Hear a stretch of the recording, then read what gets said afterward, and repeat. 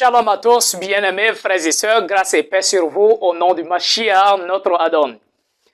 Bienvenue dans notre émission, La Cité de la Justice. Je suis le Rabbi Moshe et dans cette vidéo, nous allons essayer de mettre dans le contexte le passage de Matthieu, le chapitre 15.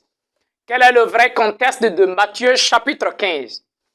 Il y a beaucoup de personnes, à chaque fois que nous allons parler des nourritures impures, ils sont pressés pour dire que non, ce n'est pas ce qui entre dans la bouche de l'homme qui le suit, mais c'est ce qui sort de sa bouche qui va le suyer. Ok? Voilà ce qu'ils disent. Non, ce n'est pas ce qui sort là qui va, ce qui rentre, c'est pas ça qui te suit. Et ils s'appuient sur le passage de Matthieu chapitre 15 pour dire que non, ce qui sort de ta bouche, c'est ce qui va te suivre, mais ce n'est pas ce qui rentre. Enlevant le passage de son contexte pour soutenir le péché, parce que oui, le péché, il est écrit dans 1 Jean, le chapitre 3, le verset 4, que le péché, c'est la violation de la loi, de la Torah, la loi de Moïse. Il dit, car le péché, par définition, c'est la violation de la loi. Ils prêchent la repentance, mais ils disent qu'ils ne sont pas soumis à la loi de Moïse. Mais si vous n'êtes pas soumis à la loi, sans loi, il n'y a pas de péché. Parce que le péché, c'est la violation de loi. Sans loi, il n'y a plus de péché. Pourquoi vous vous repentez? Vous n'avez rien fait, pourquoi vous allez vous repentir? Ok? Allez-y lire dans les écrits. 1 Jean chapitre 3, verset 4. Il dit que le péché, c'est la violation de la loi. Oh, il n'y a pas de loi. Ce n'est que la loi donnée à Moïse. Maintenant, si vous n'êtes plus soumis à cette loi, c'est qu'il n'y a plus de péché. S'il n'y a plus de péché, s'il n'y a pas de loi, il n'y a plus de péché, il n'y a plus de repentance, il n'y a plus de grâce. Ok? Mais ne vous y trompez pas, la loi existe bel et bien. Ok? Alors, sans plus tarder, voilà le contexte de Matthieu chapitre 15.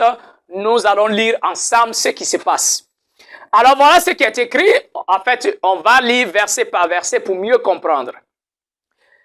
Et avant de commencer, je vais d'abord dire aux gens, nous sommes tous allés à l'école, n'est-ce pas? Et quand on nous a enseigné dans les écoles, on nous a dit pour rédiger un test, il y a d'abord l'introduction. Après l'introduction, il y a le développement. Après le développement, il y a la conclusion, n'est-ce pas? Oui. Ce qui veut dire que dans un discours, dans des trucs qu'on doit rédiger, il y a toujours l'introduction, il y a le développement et il y a la conclusion. Et vous allez voir que l'introduction, c'est pour donner l'idée de ce dont on veut parler dans le test. Et la conclusion, c'est le résumé de ce qu'on venait de développer, n'est-ce pas? C'est la même chose dans ce passage. Ne prenez jamais un test sans conclusion, ni développement et ni conclusion à la fin. Ça n'a pas de sens, ok? Surtout que le test est en français et nous sommes tous allés à l'école. Alors, voyons le passage, le verset 1, Matthieu chapitre 15, le verset 1. Voilà ce qu'il dit. Alors vinrent de Jérusalem les scribes et les pharisiens et dirent à Yahusha, que certains appellent Yeshua, que les chrétiens appellent Jésus. Voilà, ça c'est autre chose. Alors, ils demandent pourquoi tes disciples transgressent-ils les traditions des anciens, car ils ne se lavent pas les mains avant de manger. Écoutez mes bien-aimés, parce que le début du test va nous déterminer le contexte du test. Ils n'ont pas dit au Mashiach, au Sauveur, pourquoi tes disciples mangent les nourritures impures, telles que le porc, telles que les silures, poissons sans écailles. C'est pas ce qu'ils ont demandé. La question qu'on pose, c'est sur ça on va débattre. Je ne vais pas te poser la question, pourquoi ton enfant ne va pas à l'école et tu vas venir me parler de la pêche. Ok? Je t'ai pas posé question sur la pêche. Je t'ai pas posé question sur autre chose. Je t'ai posé question pourquoi ton enfant ne va pas à l'école. Toi, tu viens me dire, non, mon enfant ne va pas au champ. L'essentiel, bon, même s'il ne va pas aller au champ, il ne va pas manger ici. Je ne t'ai pas demandé si ton fils n'est... Pourquoi il ne va pas au champ? J'ai dit, pourquoi il ne va pas à l'école? C'est la même chose. Il n'a pas dit, les pharisiens n'ont pas dit au Seigneur, pourquoi tes disciples mangent les nourritures impures? Là n'est pas la question. Alors, pour vous dire que le contexte de ce passage, ce n'est pas la nourriture impure, c'est-à-dire le porc ou autre chose. Mais le passage, le contexte de notre passage, c'est pourquoi ils mangent sans se laver les mains selon la tradition des pharisiens. OK?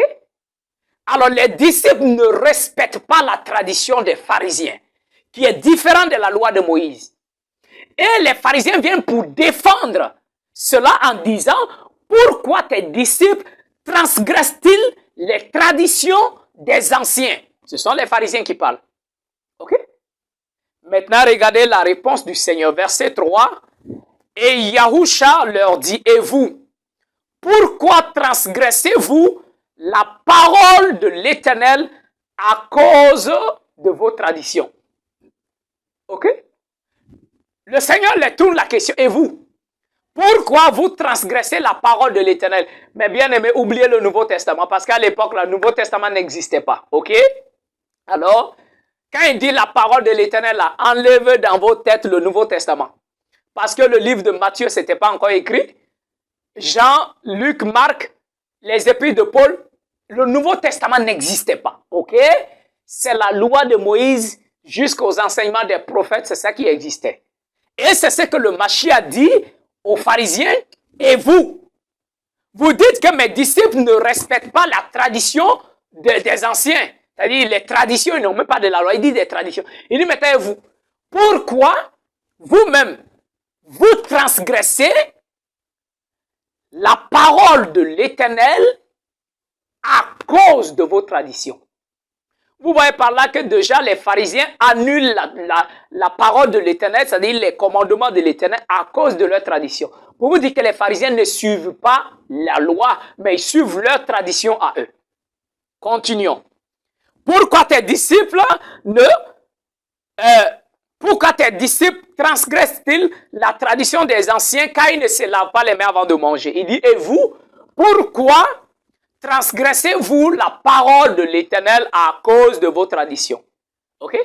Maintenant, le Seigneur va prendre un exemple. Il va dans la loi de Moïse pour dire que c'est la loi de Moïse qu'il défend.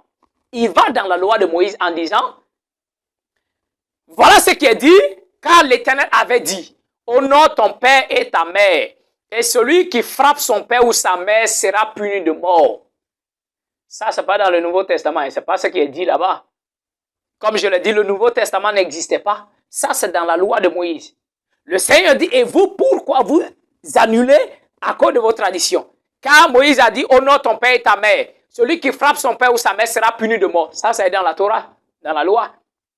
Maintenant, le Mashiach a dit, verset 5, et vous, vous dites, si un homme dit à son père ou à sa mère, ce dont j'aurais pu t'assister, j'ai fait ça comme une offrande à l'Éternel, cet homme-là, je lis dans la version hébraïque, il dit, ce péché lui sera pardonné.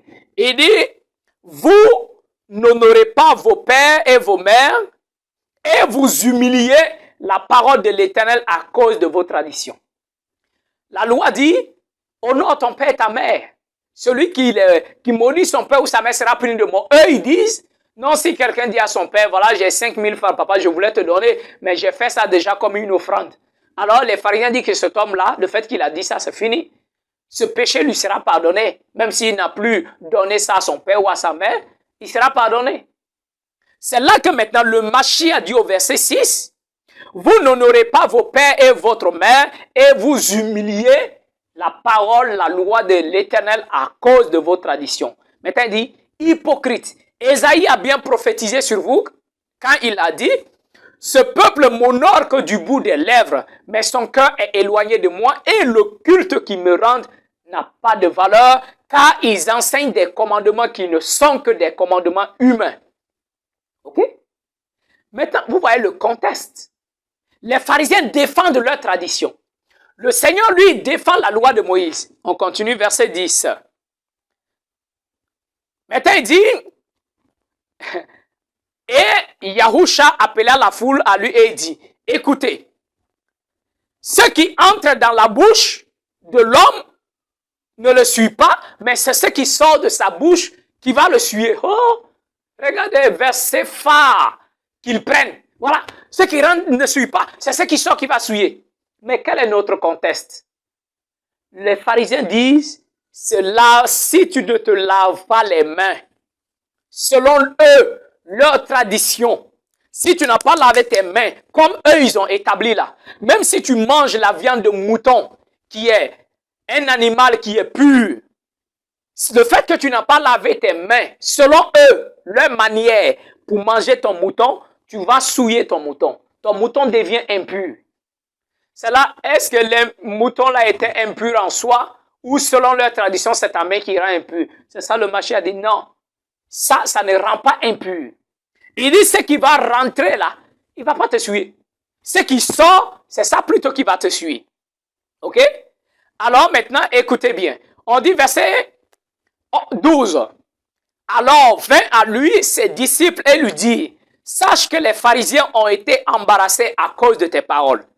Alors Yahusha leur répondit en disant, toute plante que mon père n'a pas plantée sera détruite. Écoutez, ça veut dire tout commandement que mon père n'a pas donné aux hommes, ça sera déraciné. Tous les commandements inventés par des hommes, il dit ça sera annulé, ça sera brisé. Parce que ça ne vient pas de mon père. Mais les commandements qui viennent de mon père restent. Mais les commandements qui ne viennent pas de lui seront déracinés. Sans cela, il dit, toute plante que mon père n'a pas plantée sera déracinée. Verset 14. Il dit, laissez-les, ce sont des aveugles qui conduisent des aveugles. Si un aveugle conduit un autre aveugle, ils tomberont tous deux dans une fosse. Ok? Et alors, Pierre lui dit, mon Seigneur, explique-nous ce discernement, c'est-à-dire cette parabole. Et Yahusha leur dit, vous êtes encore sans connaissance? Ne comprenez-vous pas que ce qui entre dans la bouche va dans l'estomac et va au lieu naturel? Ok? Maintenant il dit, et ce qui sort de la bouche se déclasse, depuis le cœur. Et c'est ça qui salit l'homme, qui souille l'homme. C'est en accord avec le cœur souillé, d'où sortent les fraudes, les meurtres, les adultères, les vols et les témoignages mensongers et les malédictions. Et toutes ces choses elles embarrassent l'homme. En vérité, manger sans s'être lavé les mains ne rend pas l'homme impur. Voilà la conclusion. On a eu notre introduction par la question des pharisiens. Pourquoi tes disciples ne mangent pas sans se laver les mains? Le Mashiach vient de développer. Et au verset 20, il donne la conclusion. Ok? Pour dire que tout ce que j'ai dit dans mon développement, si vraiment tu n'as rien compris là-dedans, l'essentiel, souviens-toi de l'introduction et de la conclusion. La conclusion, ça on voulait arriver. Voilà pourquoi on a expliqué jusqu'à, on a fait tout ce développement-là pour arriver à cette conclusion. La conclusion, c'est le verset 20. Il dit, toutes ces choses-là, c'est ça qui rend l'homme impur, mais manger sans s'être lavé les mains ne suit pas l'homme, mes bien-aimés. Ok? Ne suit pas l'homme. Alors, vous qui prenez ce passage pour dire que ce qui rentre ne suit pas, c'est ce qui sort qui suit. Pour cela, vous pouvez manger un peu. Vous n'avez pas d'argument. Cherchez encore. Mais ça, laissez Matthieu, parce que ça ne parle pas de ce dont vous parlez. Ok? Le Mashiach ne recommande pas de manger un peu. Il ne dit pas que